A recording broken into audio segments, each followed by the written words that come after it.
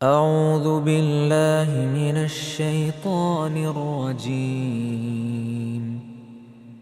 بسم اللہ الرحمن الرحیم بسم اللہ الرحمن الرحیم۔ الحمدللہ، سورہ کہف کی 65 آیات کا ہم نے تفسیر اور ترجمہ سیکھ لیا ہے۔ انشاءاللہ اللہ تعالیٰ کی جتنی توفیق ہوگی آج ہم اس کو پڑھیں گے اور سیکھیں گے۔ اعوذ باللہ من الشیطان الرجیم، بسم اللہ الرحمن الرحیم۔ قال له موسیٰ هل اتبعوک علی ان تعلمانی مما علمت رشدا، کیا میں تیرے ساتھ رہوں اس شرط پہ کہ تو نے مجھے سکھائے اس میں سے جو تجھے ہدایت کا طریقہ۔ کہا بے شک تو میرے ساتھ ہرگز صبر نہیں کر سکتا۔ قال انک لن تستطیع معی الصبر، کہ بے شک تو ہرگز میرے ساتھ صبر نہیں کر سکتا۔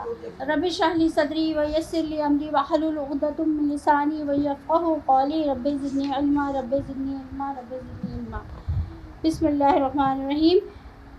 جیسے کہ پتہ چلا ہے کہ حضرت خضر علیہ السلام سے ملاقات کا پس منظر کیا تھا، اور اللہ تعالیٰ نے کس طرح سے بتایا کہ مجمع البحرین میں حضرت خضر علیہ السلام ملیں گے، اور جب آپ ملے ان کو تو آپ سر سے پاؤں تک ایک چادر میں لپٹے ہوئے تھے، اوڑھے لیٹے ہوئے تھے، اور ہر طرف سرسبز و شاداب گھاس تھی۔ تو وہ وہاں پہنچے، حضرت موسیٰ علیہ السلام اور حضرت یوشع بن نون علیہ السلام پہنچے وہاں پر، اور پھر انہوں نے سوال کیا کہ جب انہوں نے کہا کہ میں موسیٰ، تو انہوں نے کہا کون موسیٰ؟ تو موسیٰ علیہ السلام نے فرمایا کہ بنی اسرائیل کا موسیٰ۔ اور پھر انہوں نے ان کی کہا کہ میں جو ہے آپ کے ساتھ رہنا چاہتا ہوں، تو انہوں نے کہا تم میرے ساتھ صبر نہیں کر سکو گے، ہرگز صبر نہیں کر سکو گے۔ لیکن حضرت موسیٰ علیہ السلام نے کیا کیا؟ انہیں تسلی دی، تشفی دی، اپنی اطاعت کا یقین دلایا، اور کہا کہ آپ مجھے بہت صابر پائیں گے، مطیع پائیں گے، فرما بردار پائیں گے۔ وہ بالکل اس طرح سے جیسے ایک شاگرد جو ہے اپنے استاد کے ساتھ اطاعت کے ساتھ رہتا ہے، اسی طرح حالانکہ حضرت موسیٰ علیہ السلام پیغمبر ہیں، کلیم اللہ ہیں، اللہ کی وحی بھی آ رہی ہے متواتر، اور کلام اللہ سے ہو رہا ہے ان کا، اور اتنے پوری توریت کا علم ان سے زیادہ کسی کو نہیں تھا، وہی توریت کے عالم اور حافظ تھے۔ لیکن اس کے باوجود بھی ان کے پاس حکم شریعت ہے اور علم شریعت ہے، لیکن حضرت خضر علیہ السلام کے پاس تکوینی علوم تھے، باطنی علوم تھے، جس کا ادراک جو ہے ایک عام انسان کو نہیں ہو سکتا۔ علم لدنی تھے، یعنی کہ علوم کی بہت ساری قسمیں ہیں۔ تو ہم تو بظاہر وہی کہتے ہیں نا، ایک آنکھ تو وہی دیکھتی ہے جو اس کو نظر آتا ہے، اس کے پس منظر میں کیا ہے اور دور تک کیا ہے وہ نہیں جان سکتی۔ اس طرح انسان کا عقل اور انسان کا شعور اس کو وہی بتا سکتا ہے جو اس کی سراؤنڈنگ میں ہے، یا جو اسے سیکھا یا اس کو سکھایا گیا۔ تو اللہ کی تعالیٰ کے بہت سے ایسے کارخانے چل رہے ہیں، اور ایسی حکمتیں اور ایسے باطنی علوم ہیں، اور ایسے پرسرار اللہ کی مخلوق ہیں اور بندے ہیں جس کا ہمیں اندازہ بھی نہیں ہو سکتا، ہم سوچ بھی نہیں سکتے، کیونکہ ہمیں اس کا علم ہی نہیں ہے۔ تو حضرت خضر علیہ السلام سے جب انہوں نے کہا کہ آپ مجھے اپنے ساتھ رکھ لیں، تو انہوں نے کیا شرط لگائی کہ شرط کیا ہے کہ شرط پہ کہ تو مجھے حضرت موسیٰ علیہ السلام نے کہا کہ یہ شرط ہے کہ آپ مجھے وہ سکھائیں جو اللہ تعالیٰ نے آپ کو سکھایا ہے، تاکہ میں اس میں سے ہدایت کا راستہ نکال سکوں۔ تو خضر علیہ السلام نے کیا کہا؟ نہیں، تم بالکل بھی صبر نہیں کر سکتے، تم ہرگز صبر نہیں کر سکتے۔ اچھا، ان کو انسانی نفسیات کا بخوبی اندازہ تھا کہ جب میں اس طرح سے اپنے امور کو انجام دوں گا جو خلاف فطرت، خلاف عقل اور خلاف شریعت ہوگا، تو وہ یقیناً جو ہے چیبچی ہوں گے، آرگیو کریں گے، آبجیکشن لگائیں گے، احتجاج کریں گے۔ تو اس لیے انہوں نے پہلے ہی کہہ دیا کہ تم ہرگز میرے ساتھ صبر نہیں کر سکتے۔ وَكَيْفَ تَصْبِرُ عَلَىٰ مَا لَمْ تُحِطْ بِهِ خُبْرًا، اور تو کیسے صبر کرے گا اس بات پہ جو تیرے سمجھ میں ہی نہیں آئے گی۔ اچھا، یہاں بالکل کلیئر بھی کر لیا کہ میں جو کروں گا وہ تجھے سمجھ میں ہی نہیں آئے گا، تو صبر کیسے کر سکتا ہے؟ انسان کو صبر اور تسلی کیا ہوتی ہے؟ جب اس کو پتہ ہو کہ ہاں یہ کام یوں ہو رہا ہے. ذرا سے ہمارے گھر سے کوئی شخص جاتا ہے باہر تو ہم جب تک اطمینان نہیں پاتے جب تک وہ ہمیں یہ بتا کے نہیں جائے میں اس کام سے جا رہا ہوں. اضطراب کی کیفیت رہتی ہے. تو یہ تو بالکل معمولی بات. اور جب وہ خلاف شریعہ یا عقل سے بھی بالکل بعید کام انجام پائیں گے حضرت خضر علیہ السلام اللہ کے حکم سے انجام دیں گے تو انہیں پتہ تھا کہ یہ موسیٰ علیہ السلام ہرگز صبر نہیں کر سکتے. اس لیے انہوں نے پہلے ہی کہہ دیا کہ تو ہرگز صبر نہیں کر سکتا. قال ستجدنی ان شاء اللہ صابرا ولا عاصی لک امرا. موسیٰ علیہ السلام نے کیا کہا انشاءاللہ تو مجھے صابر ہی پائے گا. اب وہ اپنی کوالٹی کو انہینس کر کے بڑھا کے بتا رہے موسیٰ علیہ السلام کہ نہیں اللہ کے حکم سے جو ہے آپ جو ہیں یا تو جو ہے مجھے بالکل صبر کرنے والا پائے گا اور برداشت کرنے والا پائے گا اور تحمل سے میں رہوں گا آپ کے ساتھ اور میں کسی بھی بات میں تیری مخالفت نہیں کروں گا.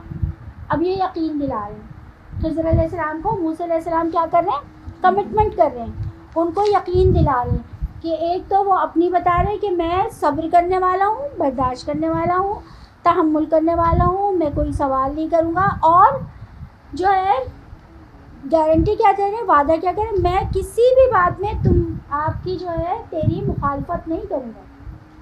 یعنی علم سیکھنے کے لیے کتنی لجاجت اور کتنی انسان ریکویسٹ کر کے اور علم سیکھنے کا طریقہ میں موسیٰ علیہ السلام بتا رہے کہ علم کے لیے پیغمبر بھی کتنا عاجز بن جاتا ہے. قال فإن اتبعتني فلا تسألني عن شيء حتى أحدث لك منه ذكرا. پھر خضر علیہ السلام نے کہا بس اگر تو میرے ساتھ رہے تو مجھ سے کسی بھی بات کا سوال نہیں کرنا یہاں تک کہ میں تیرے سامنے اس کا ذکر کروں. یعنی جب تک میں خود ذکر نہیں کروں خود اس کو کھولوں نہیں خود ڈیفائن نہیں کروں خود اس کی تشریح اور تفسیر نہیں کروں کہ کیا معاملہ ہے کیوں ہے کس لیے ہے کس وجہ سے اور جب تک میرا اپنی مرضی نہیں ہوگی تم مجھ سے سوال نہیں کر سکتے. اب یہ کنڈیشنز پہ کنڈیشنز لگ رہی ہیں.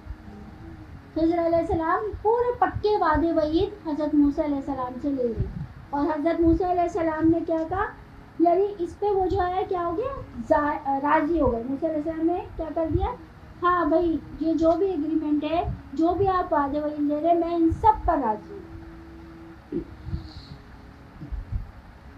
فانطلقا حتى إذا ركبا في السفينة خرقها قال أخرقتها لتغرق أهلها لقد جئت شيئا إمرا. یہاں تک کہ جب کشتی میں سوار ہوئے تو اسے پھاڑ دیا. خضر علیہ السلام کی تر و تازگی خوبصورتی رنگ ان کا چہرہ پر نور اور دوسرے بھی کون حضرت موسیٰ علیہ السلام وقت کے پیغمبر ان کا بھی نورانی چہرہ وضاحت کسی سے ڈھکا چھپا نہیں تھا. اور تیسرے وہ جو جن کو حضرت موسیٰ علیہ السلام کے بعد اللہ تعالیٰ نے پیغمبر بنایا. تین عظیم ہستیاں چلی تو کچھ تو یہ ہے کہ ہو سکتا ہے کہ کشتی والوں نے آتے جاتے دیکھ کر حضرت خضر علیہ السلام کو پہچان لیا ہو. اور بعض مفسرین کہتے ہیں کہ ان کے حلیے ان کی وضاحت ان کی شخصیت ہی ایسی تھی کہ ہر کوئی ان سے مرعوب ہو جاتا تھا اور عزت و تکریم دینے لگتا تھا. تو دونوں میں سے کوئی بھی وجوہات ہو سکتی ہیں. کشتی والوں نے نہ صرف ان کو بٹھایا بلکہ بڑے عزت و تکریم سے بٹھایا اور کیا کہا ان سے کہ کرایہ بھی ہم نہیں لیں گے آپ سے. اب جیسے ہی کشتی کے پاس بیٹھے اور بھی مسافر بیٹھ گئے تو دیکھا انہوں نے کہ حضرت موسیٰ علیہ السلام نے کہ حضرت خضر علیہ السلام کشتی کے تختے اکھیڑنے لگے.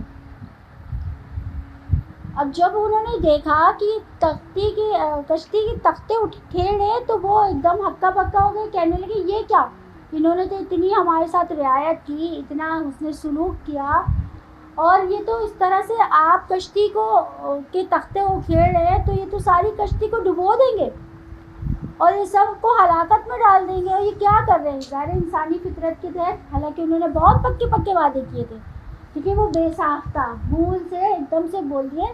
حالانکہ پیغمبر جو ہوتے وہ اپنے وعدے نہیں توڑتے لیکن بے ساختہ انسانی نسیان کی بنا پہ بھول سے ایک دم سے کیا کہا کہ کیا کریں، لوگوں کو ہلاکت میں ڈالیں گے.